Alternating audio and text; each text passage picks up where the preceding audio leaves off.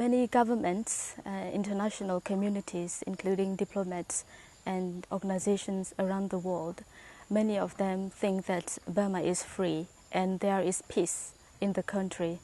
But actually, being back in current state in Burma within the past week and talking to many people on the ground, I would say that Burma is not as free as many people think. We still have a long way to go. Of course, there has been some political space in the cities, like in Rangoon, in Mandalay, in Naypyidaw, and the main cities areas. But for ethnic minorities, in many parts of the remote areas, nothing really changed. And actually, the human rights situation is getting worse since the new president, Thein Sein, came into power. Actually, the issues like rape and sexual violence and other human rights abuses such as forced labor, arbitrary detention, arbitrary arrest, and forced relocation and displacement and land confiscation, many of these kind of human rights violations are still going on. And of course, Aung San Suu Kyi and the NLD are now within the government system, and Aung San Suu Kyi is now an MP. And of course, she would like to push for further changes within the parliament and the government system. But there has been very limited space, and we still have a long way to go. We have hundreds of political prisoners in Burma, and the repressive laws remain in place. For example, unlawful association law. This law enables the government to arrest activists and farmers and politicians who speak out for human rights and for the land rights and for the people. So I would say that Burma still has a long way to go. Yes, the Karen National Union has ceasefire agreements with the government for almost 2 years now, but there hasn't been any political dialogue because for the Karen National Union, the aim of the ceasefire is to have a political dialogue, solve the problem in a political way, and then have proper development for the people. And also it includes the constitution, the changing and the reforming of the constitutions. But so far, even ceasefire, based on my experience that I have and talk to people on the ground here, is very fragile. There is still lack of trust, and then there are still so many things to be done in terms of code of conduct and other agreements.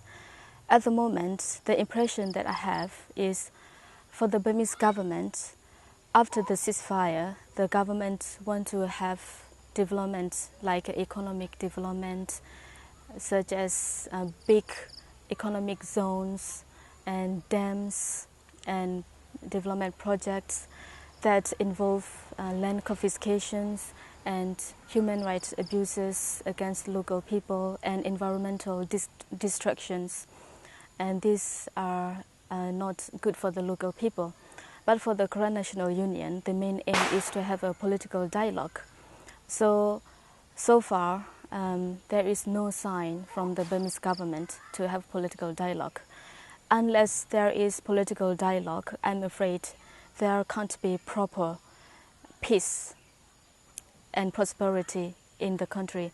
Having a ceasefire alone without political solution is like pressing a pause button to the conflict.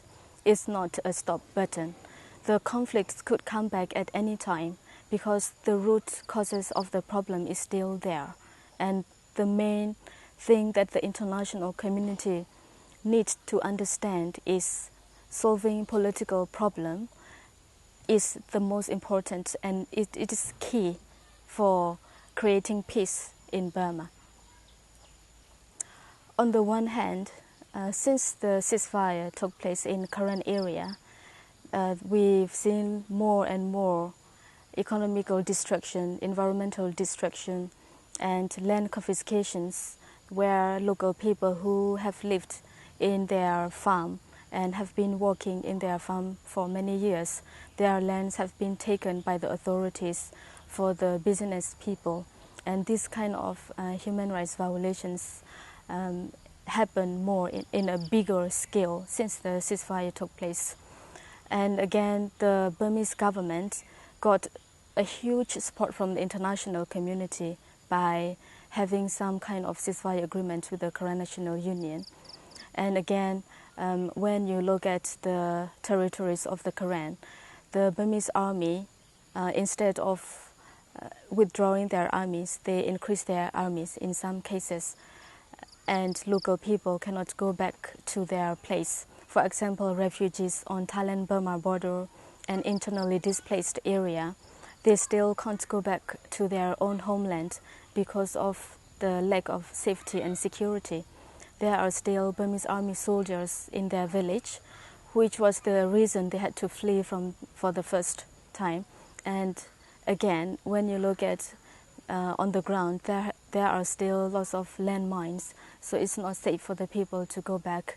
And there is no healthcare and education system and proper administrations for the local people to go back and have their livelihood in their own homeland.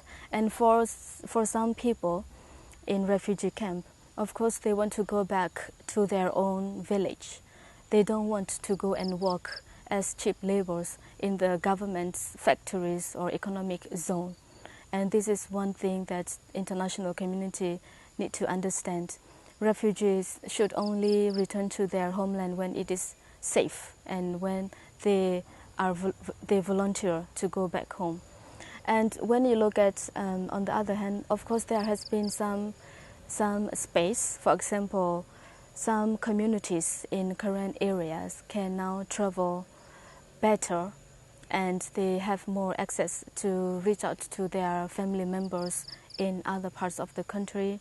The Karen National Union can also talk to other Karen organizations that they couldn't do before, which is quite positive, but actually the challenges are a lot more because the Karen National Union is still a banned organization and the unlawful association law is still there, which banned the KNU, and anyone who associates with the KNU can be arrested according to the government's law. That's why still many people in Burma, especially in Ayeyarwady, Rangoon and Tenasserim and other areas, they still they still fear to contact and associate with the Karen National Union.